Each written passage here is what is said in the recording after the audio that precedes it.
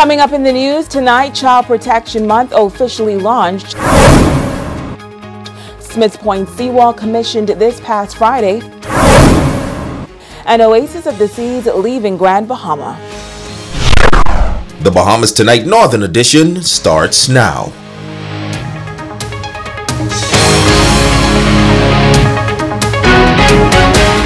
This is the Bahamas Tonight, the Northern Edition. Good evening, all. I'm Shashina Wolf-Farquharson. As always, it is so great to have you with us. Topping the news this evening, the Department of Social Services officially opening Child Protection Month on Grand Bahama today with a special church service. This year's theme is Every Child Safe, Every Community Aware, No Excuse for Child Abuse. Megan Shepard has the report. Social workers, teachers, and students ushering in Child Protection Month at Jubilee Cathedral with a special church service to cover children all across the Bahamas. Social worker Koa Russell noting that during the month of April, the department makes a conscious effort to enlighten the community through various initiatives. The aim of the Department of Social Services is to ensure that our neighborhoods are firmly grounded on the principles and vision of our Heavenly Father. It gives me great pleasure to welcome you to this, our annual Child Protection Service, where we pause to give thanks and praise as a community, because we realize that when we work together as a community, we in turn protect our children, the most vulnerable of us all. Chief Welfare Officer in the Department of Social Services, Dorothea Gomez, presenting the 2019 proclamation by the Prime Minister, the Most Honorable Dr. Hubert Minnis. An aggressive campaign will be mounted to disseminate the information about the kinds of positive support that families within our communities need relative to child abuse, prevention, positive parenting practices, and healthy child development. Now, therefore, I, Hubert A. Minnis, Prime Minister of the Commonwealth of the Bahamas, do hereby proclaim the month of April 2019 as Child Protection Month. Executive Pastor of Jubilee Cathedral, Pastor Laquez Williams, noting the important role social workers play in helping to take care of abused children. Why is there a reason to make a difference? When we have physical abuse cases for 121 in our Bahamas and 11 in Freeport, we have to make a difference. When there's sexual abuse of 213 in 2018 and 24 right here in Grand Bahama, we have to make a difference. When there's verbal abuse, and sometimes even when there's verbal abuse, many people's lives are damaged so much that even because what they heard in their childhood, as an adult, they haven't come to grips. He says he knows that circumstances can get tough at times, but he encouraged the social workers to continue to press on and follow their passion. You are here to make a difference. And sometimes you're wondering if the work that I'm doing is even worth it. But you're changing someone's life. Think about the child who was verbally abused, and now you have to build them up. This is your time now to pour into people.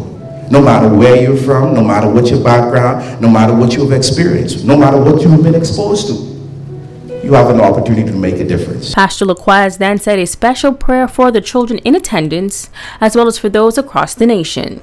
Megan Shepard, ZNS Network News.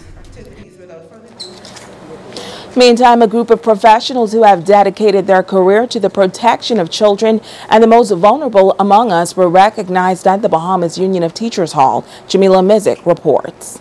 The Bahamas Association of Social Workers hosted a red carpet soiree honoring 4 of Grand Bahama's outstanding social workers and assistants.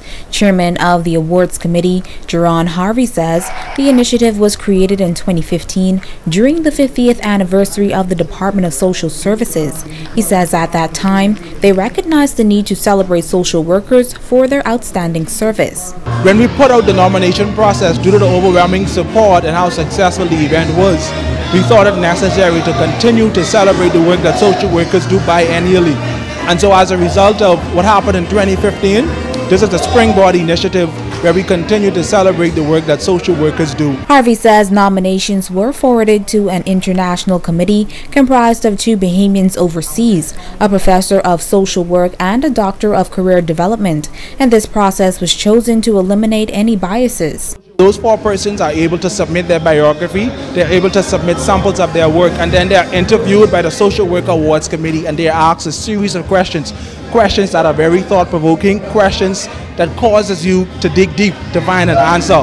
And so based on those answers, and of course what they would have submitted, and based on what their colleagues would have submitted on them, it's a culmination of all of those things that come together to form the Social Work of the Year Award. Attending the event, Minister responsible for Social Services and Urban Development, the Honorable Frankie Campbell, said it was very important to reward persons who have worked hard and recognize persons committed to their duty, adding that social workers are not paid what they actually deserve, so it's a sacrifice for those who not only answer the call but remain in the profession. He noted that because of the important role social workers play in society, behind the scenes there has been ongoing conversation to ensure that they are looked after as they continue to look after the Bahamian people. I signed off on authorization to allow for social workers to have an opportunity to have a day away where they will use it to refresh and rejuvenate themselves. I've spoken with my director, a permanent secretary, to ensure that we secure persons who will be available for our social workers to go and speak to if they feel the need to unload, offload some baggage. After all was said and done, Monique Smith was named Assistant of the Year and Garth Russell Social Worker of the Year for 2019 to 2021. Jamila Mizik, ZNS Network News. In other news, the nation's leader was on Grand Bahama this past Friday for the official commissioning of the Smiths Point Seawall. The new seawall, some 2,000 feet long, is expected to provide a form of coastal defense during the time of storm. Italia Hall reports. Scores of residents from the Smiths Point community turned out to witness the momentous occasion. Construction on the Smiths Point seawall began in 2016 by Smiths Construction, but according to the Ministry of Works in May 2017, the project was only 33% complete. That contract was terminated, and in August 2017, a contract was signed for $4,840,011 with War Construction. Deputy Prime Minister and Member of Parliament for the area Peter Turnquist reflected on some of the hurdles that the project experienced over the years, but says he's pleased with the final product. The DPM admits that the construction process created a bit of a challenge for the business owners, but says better days are ahead. As they would lament with me during this long period, they would also understand that there was very limited assistance that the government could have granted to them. But however, as I said to them then, I say to them again, that as I have this position, I will certainly do all that I can to ensure that we provide whatever accommodation that we can to ensure that they are able to restart their businesses and bring it back to the full glory of what it was before we had the road closure.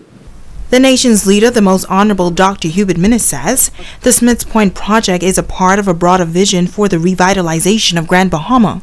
To achieve sustainable development and to support economic growth throughout our archipelago, we must safeguard our communities and settlements from the magnitude and frequency of hurricanes experienced in the last several decades.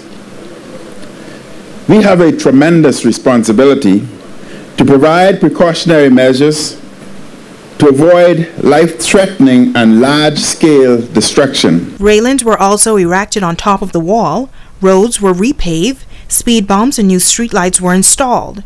The Prime Minister says the design of the seawall should lessen the vulnerability to hurricanes in that coastal community. This seawall has passed the two litmus tests of its structural integrity and sustainability, having gone through Hurricanes Matthew and Irma during the construction period. The project has also created business and employment opportunities, and construction workers and owners of construction businesses and suppliers have benefited from this project. Following the ceremony, government officials took a tour of the Seawall, and the celebration came to a close with a junket rush out. It's Halia Hall, ZNS Network News.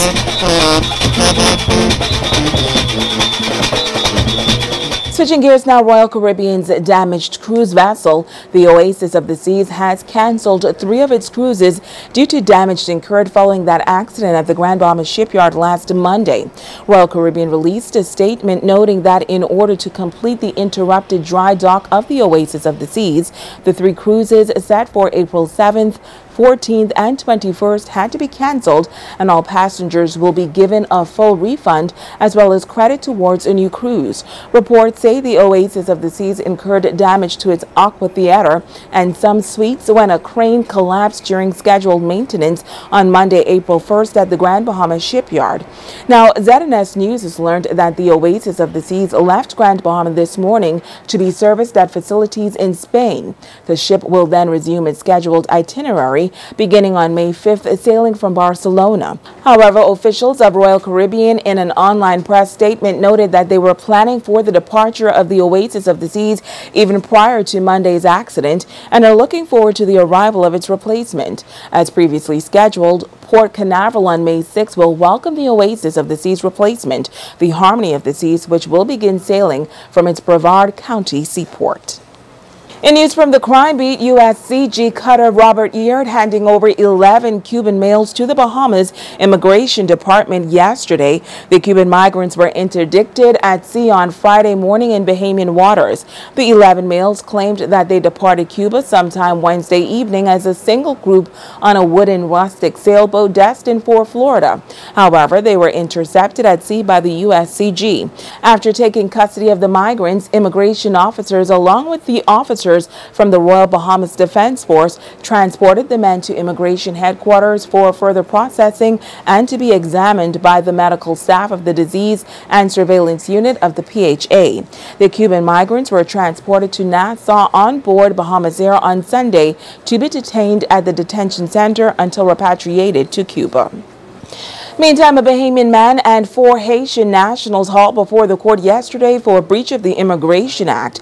They all appeared before Magistrate Rankin Johnson. 41-year-old Bahamian Dorcelis Dormeus was charged with harboring an illegal person. He pled guilty to the charge, and because this is his second offense of the same nature with a prior conviction, Magistrate Johnson sentenced Dormeus to 12 months custodial sentence at the Bahamas Department of Correctional Services and fined him $1,000 or 6 months in prison to run concurrently. Now, Dormeus' co-accused 30-year-old Haitian national Marianne Pierre was also charged with harboring an illegal person.